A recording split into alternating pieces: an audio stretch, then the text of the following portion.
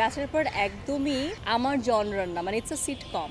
আমার একটু ভ্যারিয়েশন দরকার লাইফ, আমি একটু লাইট কিছু করতে চাই, একটু ফানি কিছু করতে চাই। ব্যাচেলর পয়েন্টের শুটিংয়ে আমার ভালোই স্ট্রাগল হয়েছে। ওখানে স্ক্রিপ্টে কাজ হয় না, আর আমি স্ক্রিপ্ট ছাড়া একদম পারি না।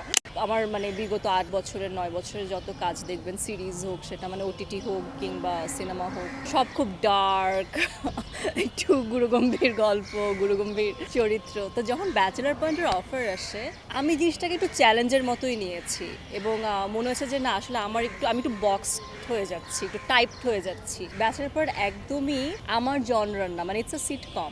আমার একটু ভ্যারিয়েশন দরকার লাইফ, আমি একটু লাইট কিছু করতে চাই, একটু ফানি কিছু করতে চাই। চ্যালেঞ্জ হিসাবে এই কারণে নিয়েছি কারণ ওখানে স্ক্রিপ্টে কাজ হয় না, আর আমি স্ক্রিপ্ট ছাড়া একদম পারি না।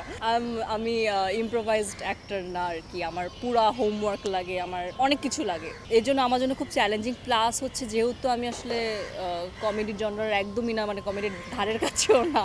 সো এই কারণে মানে জিনিসটাকে চ্যালেঞ্জ হিসেবে নিয়েছি এবং আমার প্রথম 2টা মাস, মানে প্রথম 2টা লট আমাদের ব্যাচেলর পয়েন্টের শুটিংয়ে আমার ভালোই স্ট্রাগল হয়েছে। তারপরেও আই হোপ যে আমি পেরেছি, যেহেতু আসলে আপনাদের সবার কাছ থেকে, দর্শকদের কাছ থেকে এত ভালো সাড়া পাচ্ছি, তার মানে আমি চ্যালেঞ্জে সাকসেসফুল।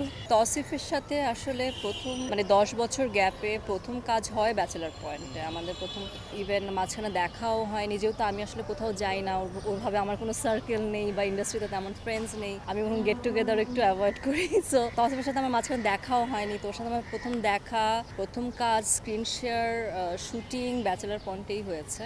এছাড়া তৌসিফ ছাড়াও যে পলাশ আছে, মারজু ভাই আছে, তাদের কারোর সাথে আমার এর আগে কাজ হয়নি। তৌসিফের সাথে আগে কাজ হয়েছে, কিন্তু ইনাদের কারোর সাথে বা আমাদের যে পরিচালক অমি, তার সাথে আমার আগে কাজ হয়নি। তো সবার সাথে মানে এটা পুরো একটা নতুন অ্যাটমসফিয়ার, নতুন টিম আমার জন্য ছিল। তো একদিক দিয়ে যেমন একটু চ্যালেঞ্জিং তো ডেফিনেটলি ছিল, কারণ তারা অনেক দিন ধরে আসলে ব্যাচেলর পয়েন্ট করে আসছে, আর আমি একদম মানে নতুন জাস্ট এন্টার্ড।